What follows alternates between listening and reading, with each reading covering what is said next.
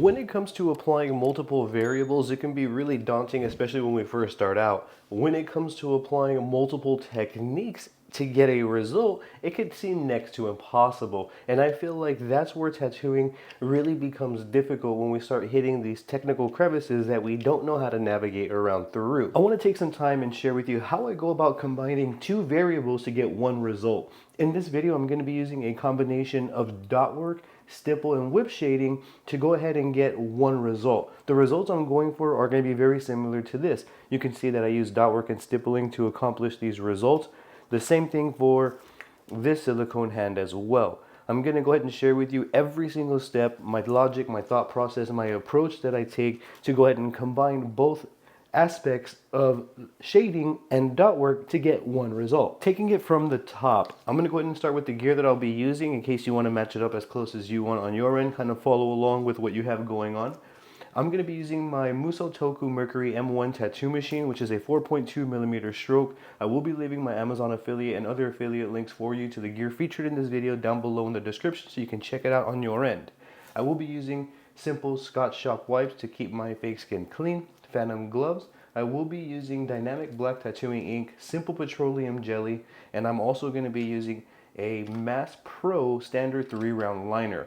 I am going to use a 3-round liner for this entire demonstration because I feel comfortable using a 3-round liner to accomplish what I am trying to accomplish today. This is going to be per artist, per technique. However, this is going to be my fundamental foundation. I am going to be running at 6 volts. I'm going to be running at 5 volts, forgive me. And I'm going to go ahead and begin here. As I go, I'm going to explain everything in real time. So I'm going to start by getting a little petroleum jelly, placing it in the area that I'm going to be tattooing and the surrounding areas. On fake skin, I tend to put a little too much, so I'm going to go ahead and dab away. What I'm doing here is, the first thing that I need to do is to establish my boundary. If I don't have like any sort of boundary, then I'm going to go ahead and be more prone to applying dot work or shading in areas where it doesn't belong. First and foremost, I'm going to start here.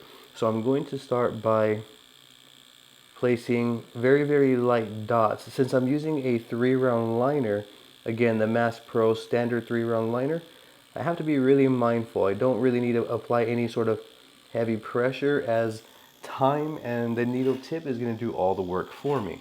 I just have to meet it halfway.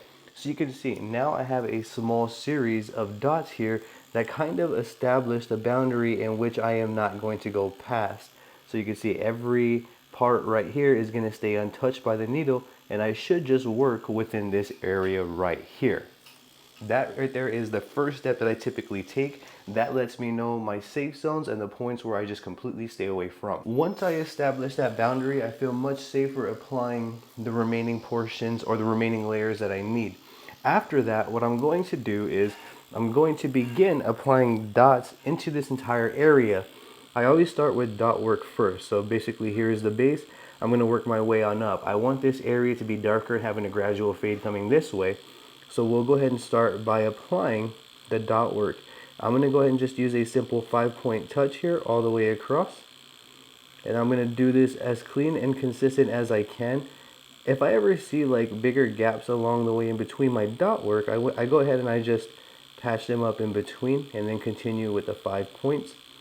I stay with the 5 points and I worry about the spacing in between each one, and I keep that the same as close as I can throughout the entire dot work process to get a very clean, consistent first layer.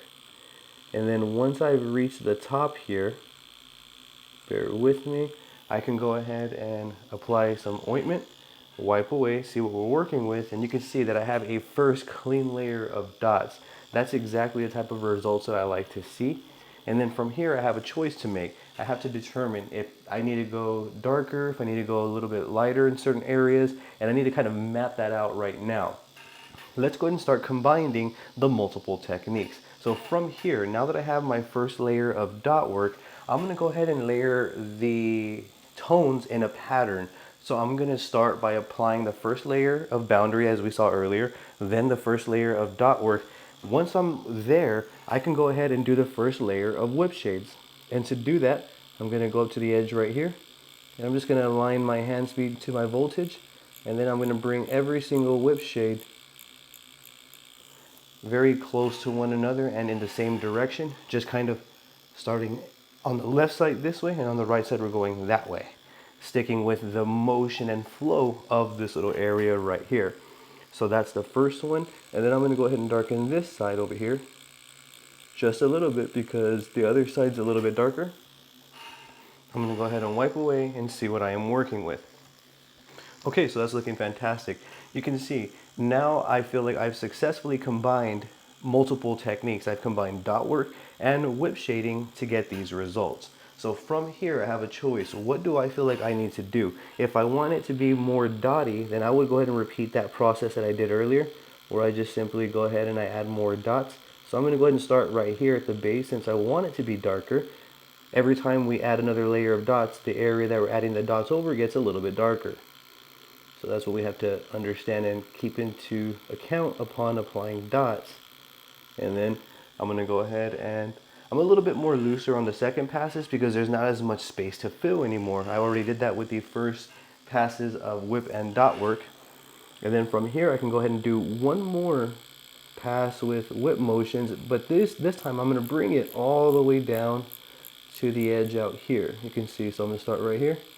Then I bring it down, but without crossing out of the boundary. And typically one of my last moves here, since I want this area darker, I typically do a little bit of this and then kind of just bring it up and using a little bit of pendulum motions to do that. And I would consider this area officially complete. Now what I would do is repeat that exact same approach with every single area around it, paying attention to this one right here. So this one would be the first one.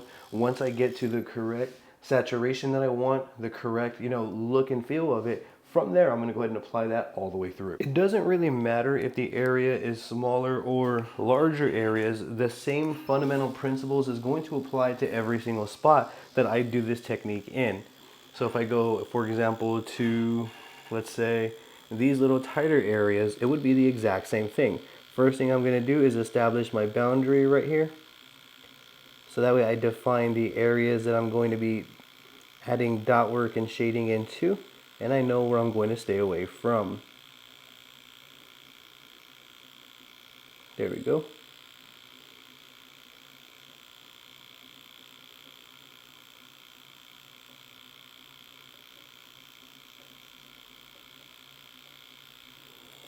So I have my first layer of dots there. And then from here, I want the center to be darker with the fade coming this way. So I'm going to go ahead and be very careful right here. And then I'm going to take my time starting on the same point. And I'm not applying much pressure at all. I'm actually just letting the needle tip size do the work for me. And you can see that I'm just bringing out whip motions here. And I'm using each motion to fill out this area. So start, and then you can see that I do that all the way across the little drop there. I'm gonna go ahead and wipe this away. And I like the way that looks. That looks really clean. I feel like this can use a little bit more dots. And that's it. I'm just adding my artistic preference here, my artistic choices, and what I feel looks good for the results that I am trying to go for. And let's go ahead and wipe away and see what we have. That right there looks fantastic. So I would repeat that. That's basically the guideline for the remainder of those petals there. So that's essentially how I look at it. Every first foundation I lay down is going to set the tone for all of the other ones. I feel like it'd be ideal to kind of demonstrate a larger area as well. And I think, let's say if we're going to be using like stipple shading on really large open areas, I think using a 5 round liner, maybe even a 7 round liner to apply dot work over larger areas would be cool. But you can still use a 3 round liner and accomplish really cool results over larger areas. That's perfectly okay too. So first things first, I'm going to establish my boundary. And you can see that it's going to be the exact same routine.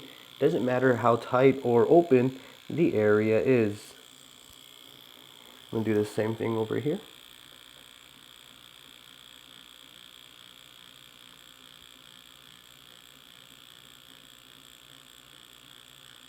There we go. So now that I have my first boundary established there, from here things become a little bit easier to implement. So from there, I'm going to apply again that first layer. After the first layer, we do the whip shading.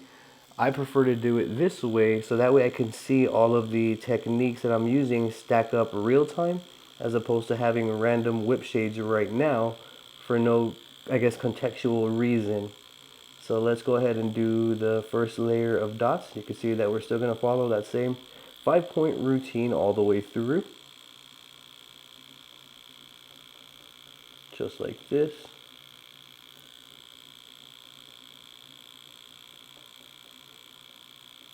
From beginning to end.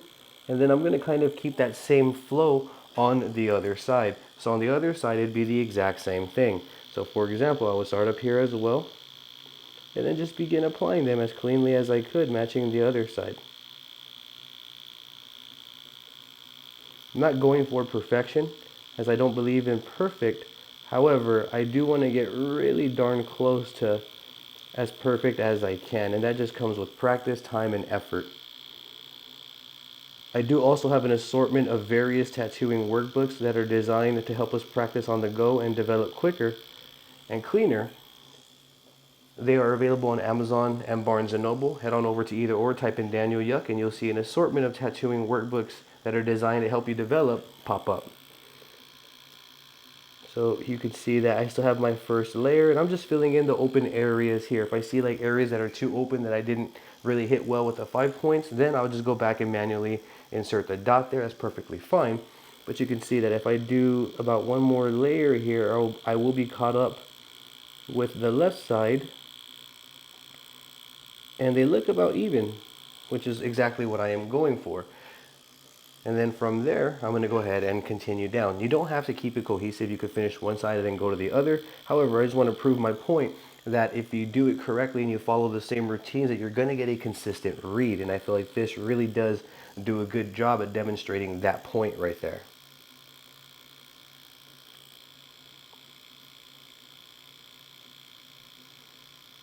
I'm not going to pick up and rush. I'm not going to change the pace. It makes no sense to do so when I found a rhythm that already works. So once you lock into that rhythm, once you find that pace that you've been working with and that works and yields results for you, if it ain't broken, don't fix it.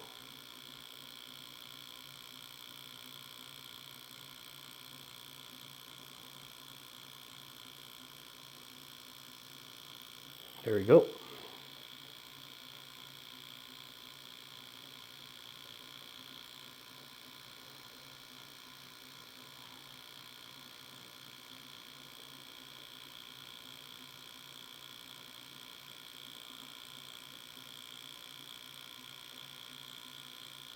And then from here, I'm going to go ahead and thicken up my boundary a little bit. As you can see, I feel like that's perfectly okay.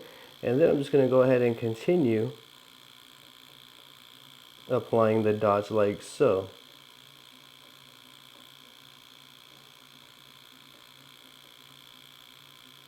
And then we will be closing this area off. There we go. So now we officially have the first set of dot work, the first layer of dot work right there. It looks very clean and consistent all the way through, which is exactly what I am going for. Now I am fully ready to go ahead and add whip shading over. So from here, I'm going to go ahead and apply some Vaseline.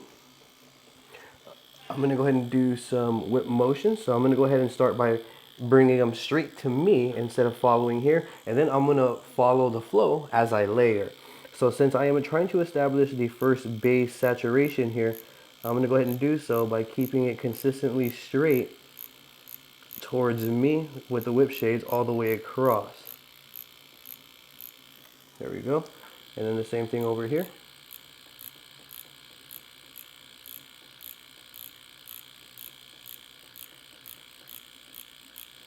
And all the way this way.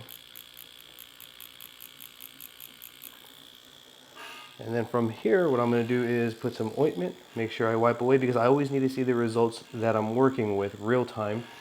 Perfect. So I can see a little bit of saturation going on. And then now, since I have that base layer, I can begin following the flow and forming the actual flow here. So I'm going to go ahead and bring some whip motions this way. And you can see I'm starting them right here and bringing them out quite a bit. Like so. And then I'm going to repeat that with the other side, matching the same tone. So I'm going to do that over here.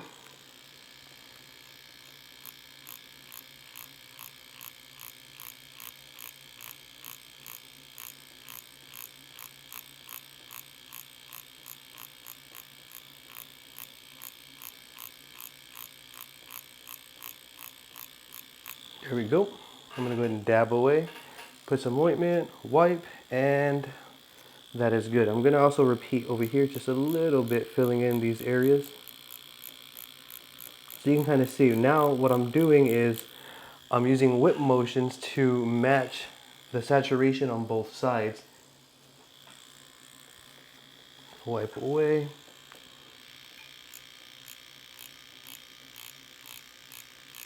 And then I can go ahead, I like the way the dot work looks for now. I'm going to focus more on the stipple shading here, since this is just a little bit larger of an area. And then now on these here, you can see that I'm using whip motions and bringing them all the way out here to the end, right here to the end of the boundary. That is so that way I could smooth out the dot work. If you notice, as I'm adding more layers, the dot work gets more filled and smoother. That's not because I'm doing dot work, that's because I'm applying dots through stipple shading. So I'm going to go this way.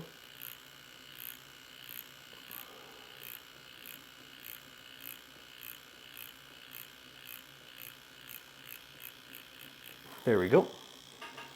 Let's go ahead and get a generous amount of ointment.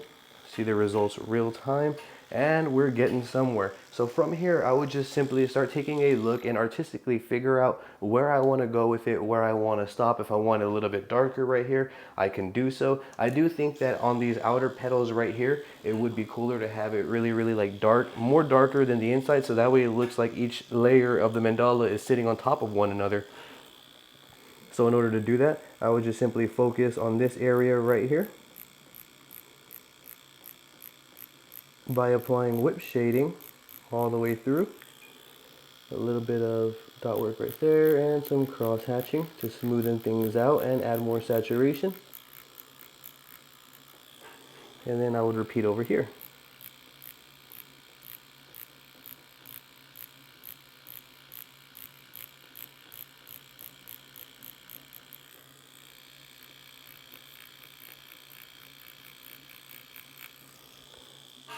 I'm going to go ahead and get an, again, generous amount of ointment.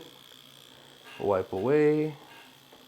And I feel like we're just about home free here. I feel like this is a good spot to kind of conclude the video. But not only that, to finish this or this little area would be declared pretty much done. My main concern is just making sure that the tone matches all the way through and that every choice I make is intentful and with responsible reasoning. So you can see that all throughout I was able to accomplish clean, smooth, solid, consistent results that look nice and read really, really well.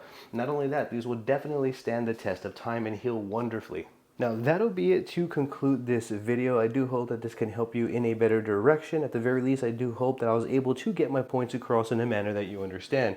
If you have any questions at all, I encourage you to please drop a comment down below. I'll do my absolute best to assist in the best possible direction. If you found this video helpful, consider giving this video a thumbs up and subscribing to my YouTube channel, as I would greatly appreciate your support. With that being said, I thank you for your time and I appreciate you watching. I hope you have a great day.